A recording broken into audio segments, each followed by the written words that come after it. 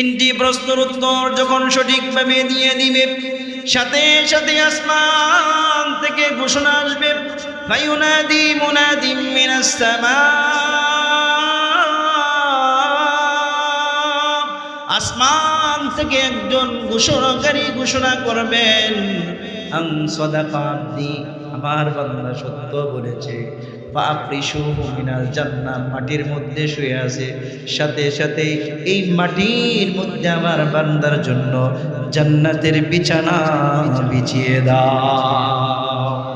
ওয়ালবিসুহু মিনাল জান্নাহ, ৬০-৭০ টাকা গজের কাপড় ছিঁড়ে ফেলে দাও, আমার বান্দার এই কাপড় খুলে জান্নাতি পোশাক পরিধান করিয়ে দাও।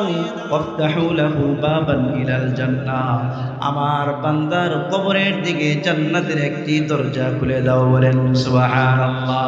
ফায়াতিহি মিন রাউহিহা ওয়া তিবিহা, যখন তার কবরের দিকে একটি জান্নাতের দরজা খুলে দেওয়া হবে, ওই ব্যক্তি জান্নাতি বাতাস এবং জান্নাতের সুঘ্রাণ তার কবরের মধ্যে প্রবেশ করতে থাকবে, বলেন সুবহানাল্লাহ। ওয়া ইফসাহু ফি কবরিহি মাদ্দা বাসরিহি, আর তার কবরটাকে দৃষ্টি সীমা পর্যন্ত প্রশস্ত করে দেওয়া হবে। ডান দিকে সে যে পর্যন্ত দৃষ্টি যায়, বাম দিকে যে পর্যন্ত দৃষ্টি যায়, সামনের দিকে যে পর্যন্ত দৃষ্টি যায়, পিছনের দিকে যে পর্যন্ত দৃষ্টি যায়, সমস্ত দৃষ্টি সম্পন্ন গোটা দৃষ্টি সীমা পর্যন্ত গোটা কবরটাকে প্রশস্ত করে দেওয়া হবে, বলেন সুবহানাল্লাহ। এই ব্যক্তি জান্নাতের নাজ নিয়ামত দেখতে থাকবে, নাজ নিয়ামত দেখতে থাকবে, আর বলতে থাকবে, আমি আমার পরিবারের কাছে যাব, আমি আমার জান্নাতের মধ্যে প্রবেশ করব। এমত অবস্থায় ফেরেশতা বলবে, এই আল্লাহর বান্দা, অপেক্ষা করো, অপেক্ষা করো, তোমার এখনো সময় হয় নাই।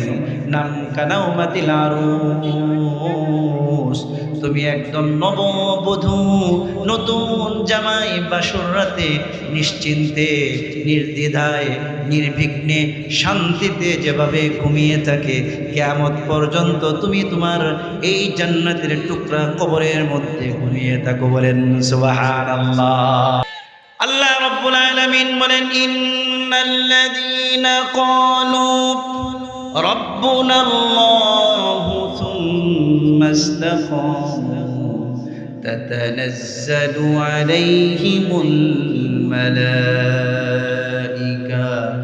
আল্লা তাখাফু ওয়া লা তাহজানু ওয়া আবশিরু বিল জান্নাতিল্লাতী কুনতুম তুআদুন।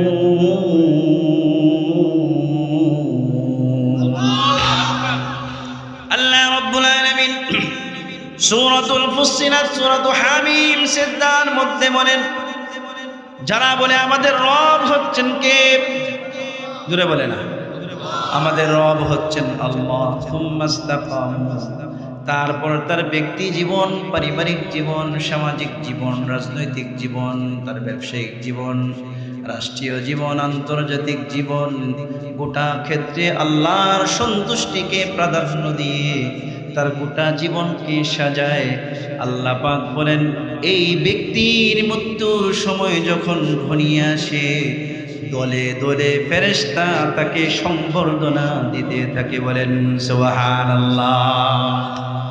আল্লা তাখাফু ওয়া লা তাহজানু, তাফসীর ইবনে কাসীর সহ অনেক তাফসীরের মধ্যে এসেছে, ফেরেশতারা তিনটি সময় এসে বলে, আল্লা তাখাফু ওয়া লা তাহজানু, মৃত্যুর সময় ওই নেককার বান্দার পাশে এসে বলে, আল্লা তাখাফু, ও বান্দা তুমি কোনো ভয় করো না, তুমি কোনো টেনশন করো না, তুমি হয়তো ভয় পাচ্ছ, তুমি হয়তো টেনশন করতেছো, বিবিকে রেখে মারা যাচ্ছ, সন্তানগুলোকে রেখে মারা যাচ্ছ, ছোট্ট ছোট্ট সন্তান, ব্যবসা প্রতিষ্ঠান, তুমি যা যা তোমার আছে, তুমি কোনো টেনশন করো না।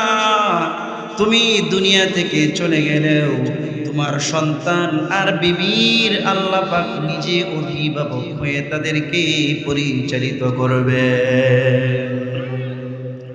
কবরের মধ্যে আল্লাহ তাখাফু ওয়ালা তাহজানু, কবরের মধ্যে ফেরেশতা এসে বলে, ও আল্লাহর বান্দা, এই অন্ধকার কবরে তোমার টেনশন নাই, তোমার কোনো ধরনের ভয় নেই, কোনো কিছু নেই, তুমি এখন থাকো কিয়ামত ময়দান পর্যন্ত এইখানে ঘুমিয়ে থাকো, তোমার কোনো টেনশন নাই। হাসরের ময়দানে আল্লাহ তাখাফু ওয়ালা তাহজানু, এই কথাটি হাসরের ময়দানে ফেরেশতারা বলবে, ও আল্লাহর বান্দা, ও নেক বান্দা, তোমার কোনো টেনশন নাই, কোনো ভয় নাই। ওই যে যাও, সবাই তো দৌড়তেছে হাসরের ময়দানের দিকে। কারো কারো ঘাম হয়ে যাবে তার টাকনু পর্যন্ত, কারো কারো ঘাম হয়ে যাবে তার হাঁটু পর্যন্ত, কারো কারো ঘাম হবে তার কোমর পর্যন্ত, কারো কারো ঘাম হবে তার বুক পর্যন্ত। আবার কেউ কেউ তার ঘামের মধ্যে হাবুডুবু খাবে। আল্লাহ পাক বলেন, আল্লাহ তাখাফু ওয়ালা তাহজানু, ও বান্দা, এই সূর্যের আলো, এই সূর্যের যে তাপ আছে, এই তাপ তোমার শরীরের মধ্যে লাগবে না। আমি আল্লাহ তোমার জন্য আরশের ছায়ার ব্যবস্থা করেছি। বলেন সুবহানাল্লাহ।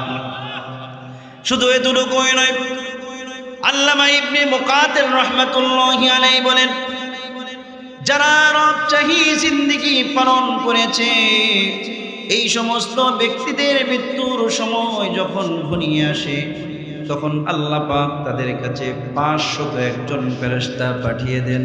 বলেন সুবহানাল্লাহ। 501 ফেরেশতা পাঠিয়ে দেন। আর আল্লাহ পাক ওই সর্দার ফেরেশতাকে নির্দেশ দিয়ে দেন, ও মালাকাল মাউত, শোনো, যে ব্যক্তির কাছে যাচ্ছ, এই ব্যক্তি আমার বিশেষ বান্দা, গোটা জীবন সে আমার সন্তুষ্টির পথে চলেছে। সাবধান সাবধান, আমার বান্দার বিন্দু পরিমাণ যেন কোনো কষ্ট না হয়। বলেন সুবহানাল্লাহ। এবার আল্লাহর কাছে বলে, আল্লাহ, আমি যে বান্দার কাছে যাচ্ছি, বান্দার যেন বিন্দু পরিমাণ কষ্ট না হয়, তার জান যে আমি কবজ করব, কি পদ্ধতিতে কবজ করব। আল্লাহ রাব্বুল আলামিন বলেন, ও আমার মালাকাল মাউত, শোনো, ওই ব্যক্তির সৎ জান্নাতুল মাওয়ার পাশে একটি বিশাল এলাকা আছে, ওই এলাকায় যাও।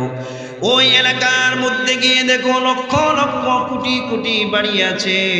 অমুক এত নম্বর বাড়িটার মধ্যে নিম প্লেটের মধ্যে দেখবা এই নেককার ব্যক্তির নাম লেখা আছে।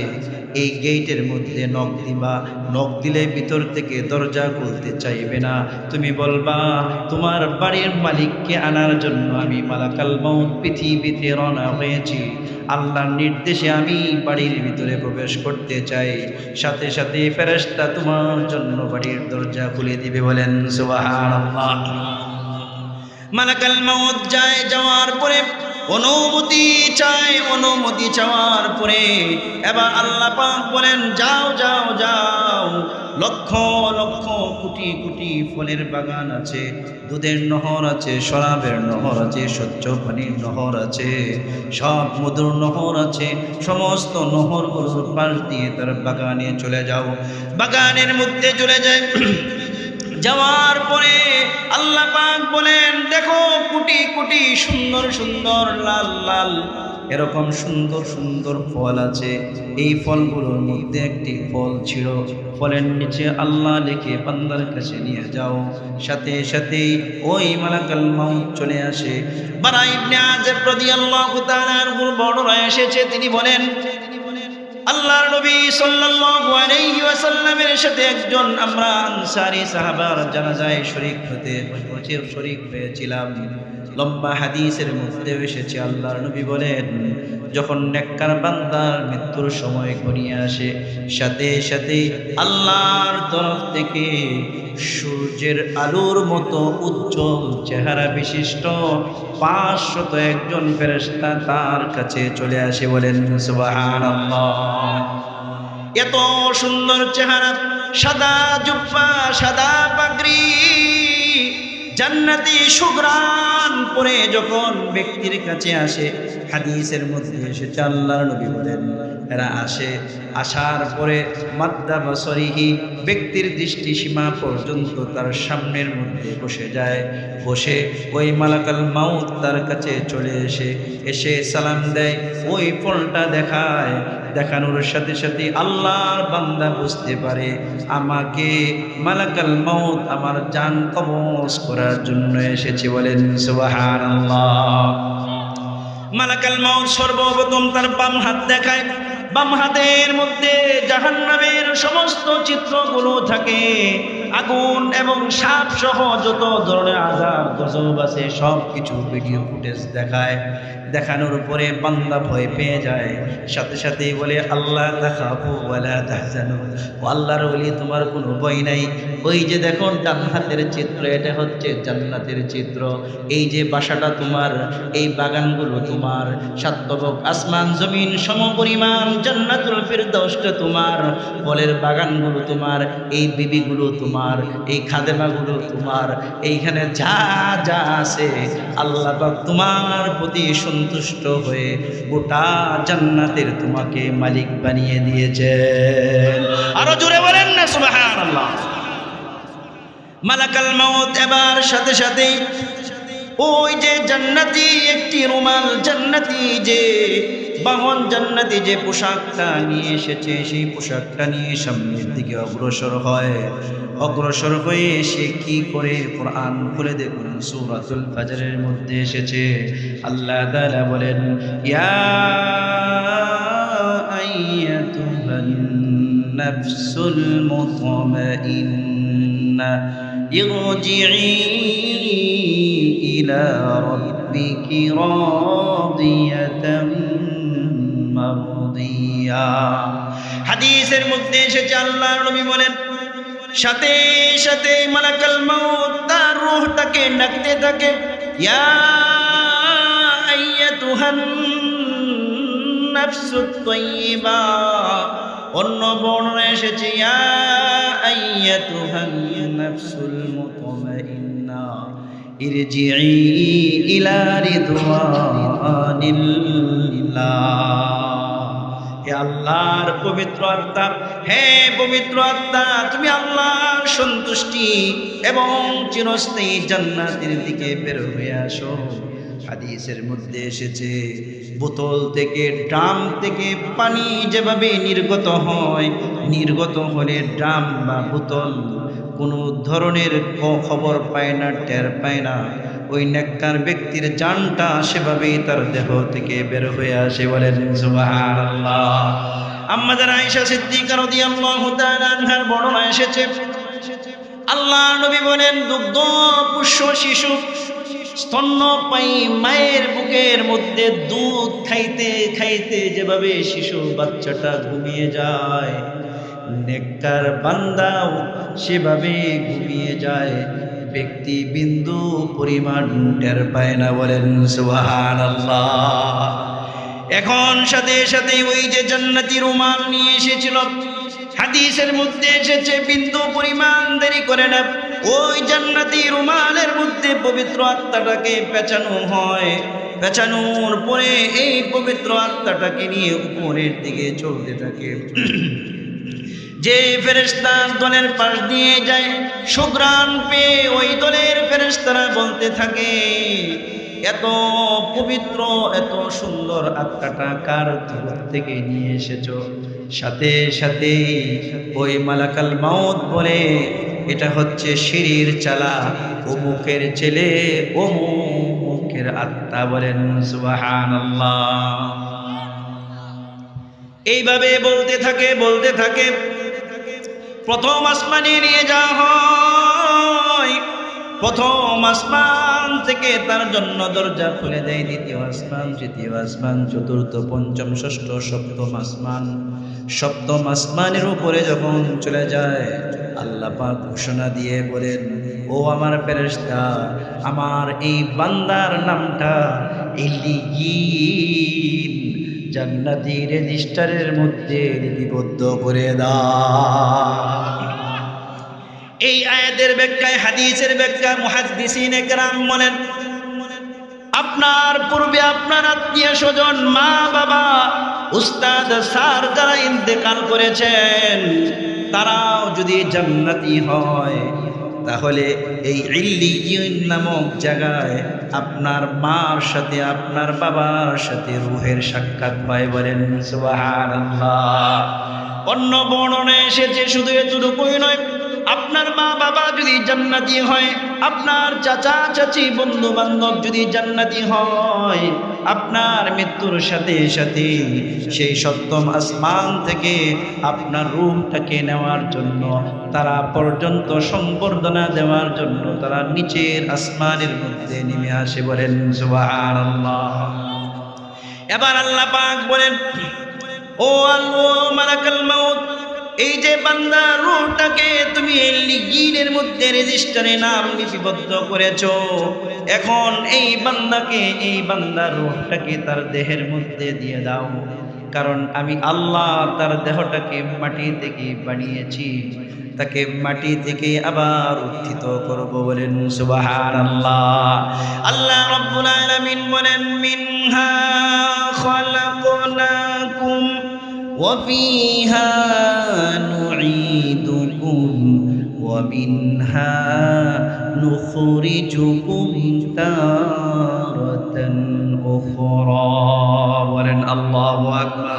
আল্লাহ রাব্বুল আলামিন বলেন, মাটি থেকে তাকে আমি সৃষ্টি করেছি, মাটি দিয়ে আবার ফিরিয়ে নিব, আবার নির্দিষ্ট সময়ে হাসরের ময়দানে আমি আল্লাহ রাব্বুল আলামিন তাকে মাটি থেকে আবার জীবিত করে পুনরুত্থিত করব। বলেন সুবহানাল্লাহ। হাদিস শরীফের মধ্যে এসেছে, আল্লাহর নবী বলেন, যারা কবরস্থ করে গোসল দেয়, দাফন দেয়, জানাজা নামাজ পড়িয়ে তাকে কবরের মধ্যে শুয়াইয়া তার উপর বাঁশ আর মাটি দিয়ে যখন কবরস্থ ব্যক্তিরা চলে আসতে থাকে, কবরস্থ ব্যক্তিদের জুতার আওয়াজ এই ব্যক্তি শুনতে থাকে, এমত অবস্থায় তার কাছে দুজন ফেরেশতা চলে আসে। বলেন সুবহানাল্লাহ। শুধু এতটুকুই নয়, হাদিসের মধ্যে এসেছে, এই ব্যক্তির দেহের মধ্যে যখন জান ফিরিয়ে দেওয়া হয়, জান ফিরিয়ে দেওয়ার পরে সে সাথে সাথে এইভাবে উঠে বসে, বসার পরে তার ডান পাশে অত্যন্ত সুন্দর নাদুস নদুস একজন যুবককে সে দেখতে পায়। বলেন সুবহানাল্লাহ। অন্ধকার কবর, এই যুবকের জ্যোতির কারণে গোটা কবরটা আলোকিত হয়ে যায়। ওই যুবককে জিজ্ঞাসা করে, ও যুবক তুমি কে? তোমাকে তো আমি চিনতে পারলাম না। যুবক উত্তর দেয়, আনা সদিকুকা, আমি তো হচ্ছি তোমার বন্ধু। কয় তুমি কেমন বন্ধু? আমার দুনিয়াতে তো বন্ধু ছিল রাসেল, আমার দুনিয়াতে বন্ধু ছিল সুমন, আমার দুনিয়াতে বন্ধু ছিল আব্দুল্লাহ, বন্ধু ছিল আব্দুর রহমান, বান্ধবী ছিল অমুক তমুক, এই সেই ছিল, কিন্তু তোমার চেহারার কোনো বন্ধু তো আমার ছিল না। বলেন সুবহানাল্লাহ। এবার ওই যুবক বলবে, আমি হচ্ছি তোমার নেক আমল, আমি হচ্ছি তোমার নামাজ, আমি হচ্ছি তোমার রোজা, আমি হচ্ছি তোমার দান সদকা, আমি হচ্ছি তোমার জিকির, আমি হচ্ছি তোমার কোরআন তেলাওয়াত, আমি হচ্ছি তোমার মাহফিল শোনা, আমি হচ্ছি তোমার নেক আমল। আল্লাহ পাক সমস্ত নেক আমলগুলোকে একত্রিত করে যুবকের রূপ দিয়ে আল্লাহ পাক তোমার সঙ্গ দেওয়ার জন্য আমাকে কবরে পাঠিয়েছেন। জোরে বলেন না সুবহানাল্লাহ। এই পরস্পর কথাবার্তা বলতে থাকবে, এমত অবস্থায় দুইজন ফেরেশতা আসবে, ফায়াতিহি মালাকান, দুইজন ফেরেশতা আসবে, আসার পরে তাকে তিনটি প্রশ্ন করবে, মার রাব্বুকা মা দীনুকা মান নাবিয়্যুক। অন্য বর্ণনায় এসেছে ওমান হাযাল লাযী বুইসা ফীকুম। তিনটি প্রশ্ন করা হবে, তোমার রবকে, তোমার দিন কি। তারপর প্রশ্ন করা হবে, আল্লাহর নবীকে দেখানো হবে। এক বর্ণনায় এসেছে আল্লাহর নবীর ভিডিও ফুটেজ দেখানো হবে, আর এক বর্ণনায় এসেছে ওই ব্যক্তির কবর থেকে সরাসরি মদিনার রোজ। আপনার ডিসিশন তো আপনার কাছে, আপনি ভালো মৃত্যু চান নাকি অপমৃত্যু চান? এটা ডিসিশন কার কাছে? কার কাছে? নিজের কাছে। কার কাছে ভাই? নিজের কাছে। কার কাছে?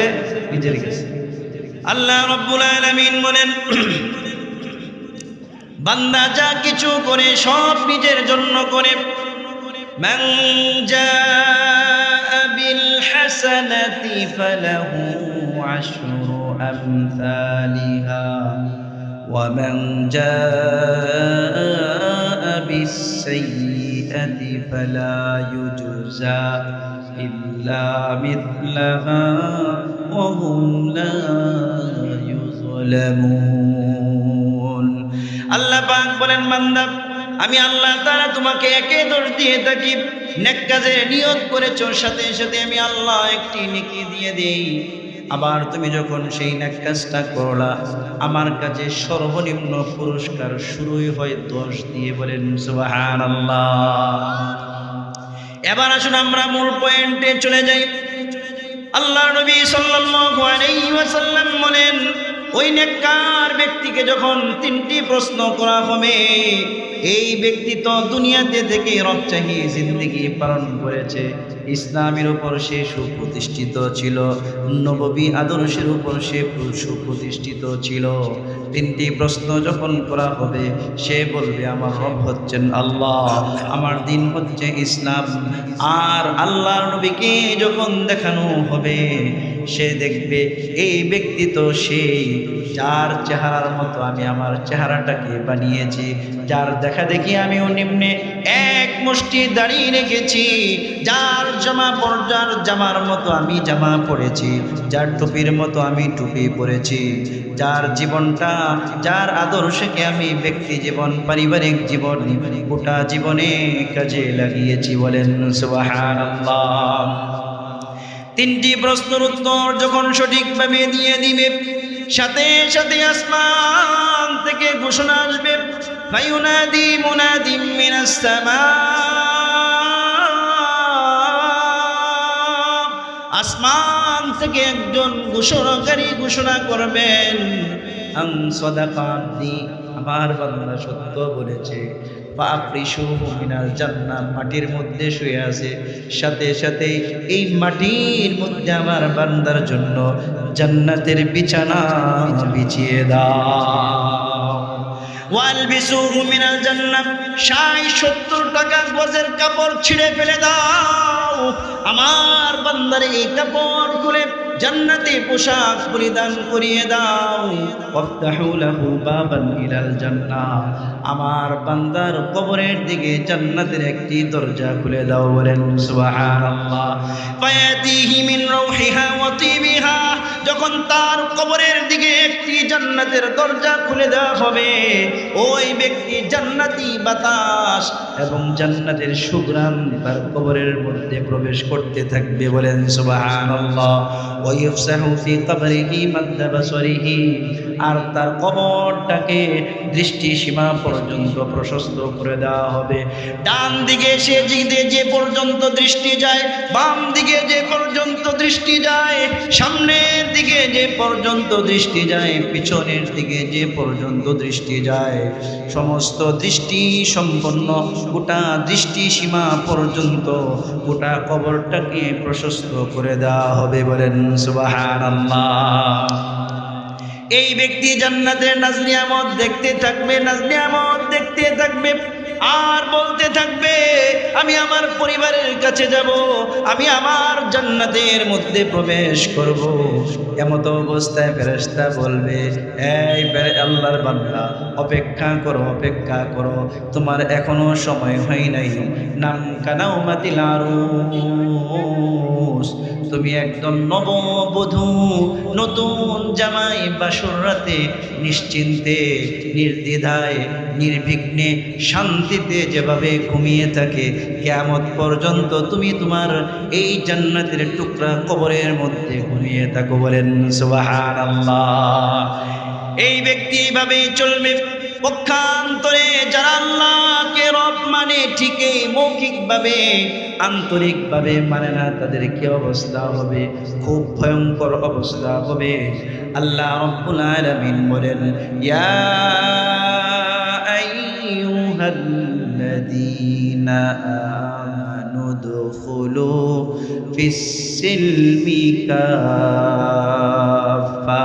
আল্লাহ রাব্বুল আলামিন অত্যন্ত আদর করে সন্তান যখন অবাধ্য হয়ে যায়, কলিজার টুকরা সন্তান, যে সন্তানের জন্য মা বাবা জীবন দিতে পারে, এই সন্তান যখন অবাধ্য হয়ে যায়, নেশাখোর হয়ে যায়, মদখোর হয়ে যায়, সন্ত্রাস হয়ে যায়, চাঁদাবাজ হয়ে যায়, এই সন্তান যখন এমন হয়ে যায়, পিতামাতার নাফরমান অবাধ্য হয়ে যায়, এই সন্তানকে মা যেভাবে দরদি কণ্ঠে সন্তানের মাথায় হাত দিয়ে বলে, বাবা তোকে কত কষ্ট করে পেটে ধারণ করেছিলাম, কত প্রসব বেদনা তোর জন্য সহ্য করেছি, কত শীতের রাত না ঘুমিয়ে কাটিয়েছি, কত তুই আমার কাপড়ের মধ্যে প্রস্রাব করে দিয়েছিস, সাথে সাথে আমি ঘুম থেকে জাগ্রত হয়ে গেছি, কতই না কষ্ট তোর জন্য করেছি, না খেয়ে তোকে খাওয়াইছি, না পরে তোকে পড়াইছি, দিন কি দিন চলে গেছে, মাস কি মাস চলে গেছে, ঈদ কি ঈদ চলে গেছে, নিজেরা নতুন কাপড় পরি নাই, তোকে প্রতি ঈদে নতুন কাপড় দিয়েছি। মা এইভাবে সন্তানকে কোলের মধ্যে বসিয়ে এই সন্তানকে যেভাবে আদর করে, মায়া করে, স্নেহ করে সন্তানকে বোঝায়, এর চেয়েও হাজার গুণ, লক্ষ কোটি গুণ, এর চেয়েও অসংখ্য অগণিত গুণ বেশি মায়া করে, দয়া করে আল্লাহ রাব্বুল আলামিন বলছেন, ইয়া আইয়ুহাল্লাযীনা আমানু দুখুলু ফিস-সিলমি কাফা। ও আমার ঈমানদার বন্ধুরা, তোমরা ইসলামের মধ্যে, দ্বীনের মধ্যে শর্তহীনভাবে, নিঃশর্তে দ্বীনের মধ্যে পরিপূর্ণ রূপে প্রবেশ করো, বলেন সুবহানাল্লাহ। বর্তমান সমাজে শর্তিক মুসলমানের সংখ্যা বেশি, যেটা তার ভালো লাগে সেটা সে মানে, আর যেটা তার মতের বিরুদ্ধে যায়, যেটা তার দলের বিরুদ্ধে যায়, নেতার বিরুদ্ধে যায়, নেত্রীর বিরুদ্ধে যায়, পরিবারের বিরুদ্ধে যায়, সেটা সে মানতে চায় না। কথা কোন ঠিক না বেঠি? কিন্তু আল্লাহ রাব্বুল আলামিন বলেন, বান্দা ইসলামের মধ্যে, দ্বীনের মধ্যে পরিপূর্ণ রূপে প্রবেশ করো। পরিপূর্ণ রূপে যদি প্রবেশ করতে পারো, তাহলে আমি আল্লাহ তোমাদের জন্য দুনিয়া এবং আখিরাতে তোমাদেরকে সফলতা দান করব, বলেন সুবহানাল্লাহ। আল্লাহ রাব্বুল আলামিন সমস্ত নবী রাসূলরা যেভাবে দ্বীন শিখিয়েছেন, সমস্ত নবী রাসূলগণ যেভাবে তার উম্মতকে দ্বীন শিখিয়েছেন, তারা যেভাবে দ্বীন মেনেছেন, আপনাকে আমাকেও সেইভাবে দ্বীন মানতে হবে। দ্বীনকে অগ্রাধিকার দিয়ে দুনিয়ার সমস্ত যা কিছু আছে সব কিছু মানতে হবে। কথা কোন ঠিক না বেটি? কিন্তু আপনি দাবি করেন আপনি মুসলমান, কিন্তু আপনার কাজ করবে মুসলমান মনে হয় না। আছে না নাই? কথা কয় না, আছে না নাই? আমাদের সমাজে বহু মানুষ এরকম আছে, মাসিক মুসল্লি, মাসিক আছে না? হুজুর নামাজ না পড়লে কি হয়েছে, ইমান ঠিক আছে? কি কয়? কথা কন না, আছে না? কিছু মানুষ আছে কয় মসজিদে গিয়ে নামাজ পড়তে হবে কেন? নামাজ এটা তো ঘরে বসেই পড়া যায়। আছে না নাই? নামাজের জন্য তো ইমাম দরকার নাই, নামাজ তো ঘরে বসে পড়া যায়। নামাজ কি ঘরে বসে পড়া যায়? অথচ আল্লাহর নবী সাল্লাল্লাহু আলাইহি ওয়াসাল্লাম হাঁটতে পারেন না, অন্তিম মুহূর্ত চলছে, দুজন সাহাবীর কাঁধের মধ্যে ভর দিয়ে পা হেঁচড়াইতে হেঁচড়াইতে মসজিদে গিয়ে জামাতের সাথে নামাজ আদায় করেছেন, বলেন সুবহানাল্লাহ। অনেক মানুষ আছে কয় হুজুর নামাজ না পড়লে কি ঈমান চলে যাবে? আমি বলি নামাজ না পড়লে আপনি যে ঈমান নিয়ে কবরে যেতে পারবেন ওইটার গ্যারান্টি। কথা কোন ঠিক না বেঠিক? নামাজ যদি না পড়েন আপনি যে কবরে ঈমান নিয়ে যাবেন, এটা কি গ্যারান্টি আছে? কোনো গ্যারান্টি আছে? কোনো গ্যারান্টি আছে ভাই? দেখেন আমাদের সমাজের অবস্থা, আমরা নিজেরা নিজেদেরকে মুসলমান দাবি করি, কিন্তু আমার ব্যক্তি জীবনে ইসলাম নাই, নামাজ নাই, রোজা নাই। আমাদের সমাজের মধ্যে রোজা 30টার মধ্যে আপনার 10-12টা 4-5টা রাখার সংখ্যাই বেশি। কথা কোন ঠিক না? আবার যারা 30টা রাখে এরাও রোজার হক আদায় করে না, সারাদিন চায়ের স্টলের বসে আপনার একের পর এক গীবত করতেই থাকে। কথা কোন ঠিক? হ্যাঁ, করে না? আবার কিছু ইয়ং আছে, কি আছে? ইয়ং যুবক, শিক্ষিত, স্মার্ট আছে না নাই? রোজা রাখছি, সমস্যা কি? সারাদিন শুয়ে শুয়ে কৌতুক আর নাটক দেয়, আছে না নাই? কথা কয় না? যুবকরাও যেরকম, যুবতীরাও কি একই রকম। রমজান মাস পাপাচার বন্ধ রাখে না। কথা কোন ঠিক না বেঠি? আমরা যারা গার্ডিয়ান আছি, গার্ডিয়ানরাও ব্যক্তি জীবনে নামাজি হইলেও ফজরের সময় যখন আমি যাই, তখন আমি আমার সন্তানের উপরে খাতাটা আরো ভালো করে দিয়ে যাই। বাবা তুমি ঘুমাও, সারা রাত পড়াশোনা করেছো, তোমার কষ্ট হবে। কথা কোন ঠিক না বেঠি? সে নিজে নামাজি, সন্তানকে বানাচ্ছে বেনামাজি, আছে না নাই? কথা বলেন, আছে না নাই? শুধু এতটুকুই না, নিজে নামাজি, হাজি, পাজি, গাজি সব, কিন্তু এর বউ পর্দা করে না, মাইয়াও করে না, হ্যাঁ কিছু কয়েও না। কথা কোন আছে না নাই? এটাকে বলা হয় দাইয়ুস। কি বলা হয়? কি বলা হয়? দাইয়ুস। আল্লাহ নবী বলেন দাইয়ুস কখনোই জান্নাতে যাবে না। বলেন নাউজুবিল্লাহ। দাইয়ুস কাকে বলে? যে নিজে অশ্লীল, নিজে কি অশ্লীল, অর্থাৎ সে নিজে খারাপ কাজ করে, অথবা সে ভালো, সে নিজে খারাপ কাজ করে না, পাপাচারে লিপ্ত হয় না, কোনো গুনাহে কবিরা সে করে না, কিন্তু তার মেয়ে পর্দা করে না, নামাজ পড়ে না, বউ পর্দা করে না, নামাজ পড়ে না, সে কিছু কয় না। তার মেয়ে বেপর্দায় চলতেছে, বউ বেপর্দায় চলতেছে, বাধা পর্যন্ত দেয় না। এইরকম গার্ডিয়ান নামাজি আমাদের সমাজে আছে না নাই? আল্লাহর নবীর হাদিস অনুপাতে বলা যায়, এই ব্যক্তি নামাজি হোক, হাজি হোক, দানকারী হোক, সে যাই কিছু হোক, শুধুমাত্র এই সন্তানদের কারণে এই ব্যক্তি জান্নাতে যেতে পারবে না। বলেন নাউজুবিল্লাহ। তাহলে ইসলাম কি শুধু ব্যক্তি জীবনে না পারিবারিক জীবনেও? পারিবারিক জীবনের ক্ষেত্রে আমরা ইসলাম কতটুকু মানি? পারিবারিক জীবনের ক্ষেত্রে আমরা সবচেয়ে বড় যে কাজটা করি সেটা হচ্ছে, যদি ভাই যদি বড় হয় ছোট ভাইকে ঠকায়। কথা কয় না? আপনাদের এলাকা তো সব মাশাআল্লাহ বাইজিদ বুস্তামি আর রাবিয়া বুস্তি এলাকা। কথা কোন ঠিক না বেঠিক? হ্যাঁ, আছে না এই এলাকায় শিরির চালায়? বড় ভাই ছোট ভাইকে ঠকায়, আছে না নাই? শুধু এতটুকুই না, বোনদের ওয়ারিশ পর্যন্ত দেয়, আছে না নাই? বোনদের ওয়ারিশ মাইরে খায়, এরকম নামাজি আছে না? ও নামাজি ভাই, যতই নামাজ পড়ো কপাল ফাটায় লাও, কপালের মধ্যে 3 ইঞ্চি খড় উঠাও, কোনো লাভ নাই, কোনো লাভ নাই। সব বোনেরা হাসরের ময়দানে কেড়ে রেখে দিবে। কথা কোন ঠিক না বেঠি? কথা কোন ঠিক না বেঠি? আবার কিছু মা বাবাও আছে, সন্তানদেরকে রাস্তার পাশে, সিস্টুরের আশপাশে যেগুলো আছে এটি দেয়, আর মেয়েদেরকে ওই পাড়াগাঁও জঙ্গলের ভিতরে যেগুলো আছে ওইগুলো দেয়। আছে না নাই? আছে। আহা, কোথায় তোমার ইসলাম? কোথায় আপনার ইসলাম?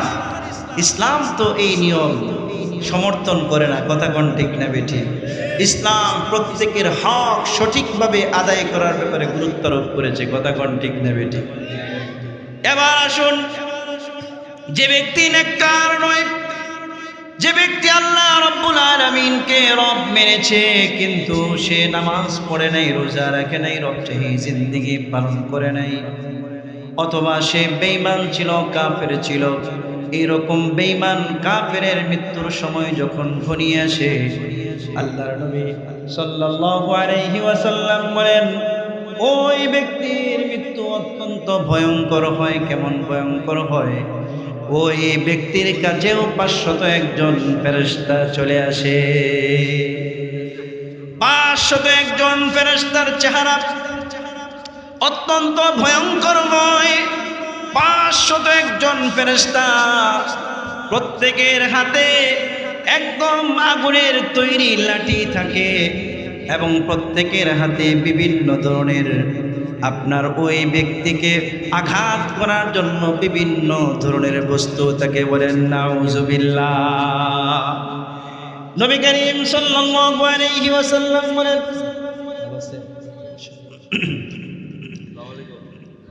নবী করিম সাল্লাল্লাহু আলাইহি ওয়াসাল্লাম বলেন, এই অবাধ্য বান্দার মৃত্যুর সময় যখন ঘনিয়ে আসে, তখন এই অবাধ্য বান্দার জানটাকে কবজ করার জন্য আল্লাহ পাক 501 ফেরেশতা পাঠিয়ে দেন। তারা অত্যন্ত ভয়ঙ্কর রূপ নিয়ে ওই ব্যক্তির সামনে আগমন করে।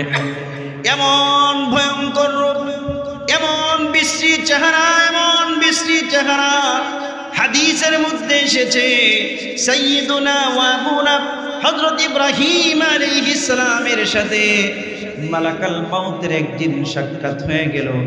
মালাকাল মাউতকে বলছে, ও মালাকাল মাউত, তুমি যে নেককার ব্যক্তির জান কিভাবে কবজ করো, নেককার ব্যক্তির সামনে তুমি কিভাবে আসো, এইভাবে একবার আমার সামনে আসো। সাথে সাথে মালাকাল মাউত ইব্রাহিম আলাইহিস সালামকে বললেন, ও আল্লাহর নবী ইব্রাহিম, আপনি অন্যদিকে ফিরুন। ইব্রাহিম আলাইহিস সালাম অন্যদিকে ঘুরে গেলেন। এবার মালাকাল মাউত বলছে, ও আল্লাহর নবী ইব্রাহিম, আপনি আমার দিকে তাকান। ইব্রাহিম আলাইহিস সালাম যখন তার দিকে তাকাইলেন, তাকানোর পরে বলছে, ও মালাকাল মাউত, ও মালাকাল মাউত, এই যে তোমার এত সুন্দর চেহারা আমি দেখলাম, মৃত্যুর সময় নেককার ব্যক্তি যদি তোমার এমন সুন্দর চেহারা দেখে, তাহলে এই চেহারাই তার জন্য মৃত্যু সহজ হওয়ার জন্য যথেষ্ট। বলেন সুবহানাল্লাহ। এবার মালাকাল মাউতকে বলল, বৎকার ব্যক্তির জান তুমি যখন কবজ করো, তখন তোমার কেমন পোশাক পরিধান করে আসো, কেমন চেহারা নিয়ে আসো। এবার মালাকাল মাউত বলল, ইব্রাহিম আপনি অন্যদিকে ঘুরুন। ইব্রাহিম আলাইহিস সালাম অন্যদিকে ঘুরলেন। যেই আবার মালাকাল মাউতের দিকে তাকালেন, সাথে সাথে ইব্রাহিম আলাইহিস সালাম চিৎকার মেরে বেহুশ হয়ে জমিনে পড়ে গেলেন। মালাকাল মাউত তাকে সাথে সাথে হুঁশে ফিরে নিয়ে আসলেন।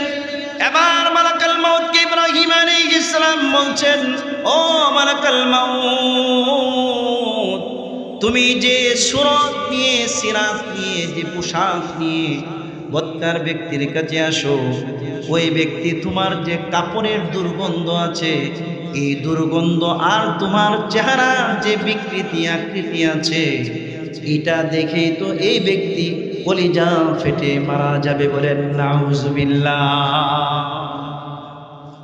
হাদিস শরীফের মধ্যে এসেছে,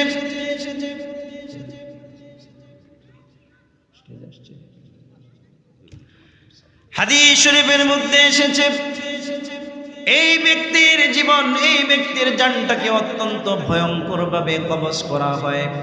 কবজ করার পরে তাকেও কবরস্থ করা হয়। কবরস্থ করার পরে হাদিস শরীফের মধ্যে আল্লাহর নবী বলেন, তাকেও 3টি প্রশ্ন করা হয়। প্রতিটি প্রশ্নের উত্তরে সে বলে, হা হা লা আদরি, আমার রবকে আমি জানি না, আমার দিনকে আমি জানি না, আমার নবী, আমার এই যে আল্লাহর নবীকে দেখানো হয়, সে বলে আমি চিনি না, জানি না। এই প্রশ্ন যখন আসে, আসমান থেকে কোনো আসার ঘোষণা আসে, আসমান থেকে বলা হয় আনকাদাবা, এই মিথ্যুক, এই বান্দা, এই পাপিষ্ট মিথ্যা বলছে। বলেন নাউজুবিল্লাহ। হাদিস শরীফের মধ্যে এসেছে আল্লাহর নবী বলেন, ফাফরিশুহু মিনান নার ওয়ালবিসুহু মিনান নার ওয়াফতাহু লাহু বাবান ইলান নার। আল্লাহর নবী বলেন, ওই যে কবরটার মধ্যে বৎকারকে শুয়ে আসছেন, আল্লাহর নবী সাল্লাল্লাহু আলাইহি ওয়াসাল্লাম বলেন, আসমান থেকে একজন ঘোষণাকারী ঘোষণা করবে, এই ব্যক্তিকে জাহান্নামের পোশাক পরিধান করিয়ে দাও, তার কবরটাকে জাহান্নামের বিছানা বিছিয়ে দাও, এবং তার কবরের দিকে জাহান্নামের একটি দরজা খুলে দাও। বলেন নাউজুবিল্লাহ। হাদিস শরীফের মধ্যে এসে যে ব্যক্তির বিছানা হবে, কবরের বিছানা হবে আগুনের, দেয়াল হবে আগুনের, ব্যক্তির ছাদ হবে আগুনের, পোশাক হবে আগুনের। শুধু এতটুকুই নয়, হাদিস শরীফের মধ্যে এসেছে আল্লাহর নবী বলেন, ওই ব্যক্তির কবরের যে মাটি আছে, মাটি তাকে এমন ভাবে চাপ দিবে, আল্লাহর নবী হাদিসের মধ্যে দেখিয়েছেন, তার পাজরের হাড়গুলো একটির ভিতর আরেকটি এইভাবে ঢুকে যাবে। বলেন নাউজুবিল্লাহ। আল্লাহর নবী বলেন, ওই ব্যক্তির কবরের মধ্যে শাস্তি হতে থাকবে। ফজরের নামাজ কাজা করার জন্য জোহর পর্যন্ত, জোহরের নামাজ কাজা করার জন্য আসর পর্যন্ত, আসরের নামাজ কাজা করার জন্য মাগরিব পর্যন্ত, মাগরিবের নামাজ কাজা করার জন্য এশা পর্যন্ত, আবার এশারের নামাজ কাজা করার জন্য ফজর পর্যন্ত শাস্তি হতে থাকবে। এইভাবে হাত্তা আতানাল ইয়াকিন, একদম কিয়ামত পর্যন্ত তার শাস্তি হতে থাকবে। বলেন নাউজুবিল্লাহ। এখন ডিসিশন আপনার, সিদ্ধান্ত আপনি নেবেন, আপনার মৃত্যু সুন্দর হবে না অসুন্দর হবে। বান্দা যদি চায়, রব চাহি জিন্দিগি সে যদি পালন করে, অবশ্যই অবশ্যই সে আল্লাহর সন্তুষ্টি নিয়ে সাত্তবক আসমান জমিন সমপরিমাণ জান্নাতের মালিক হয়ে পৃথিবী থেকে বিদায় নিতে পারবে। কথা কোন ঠিক না বেঠিক?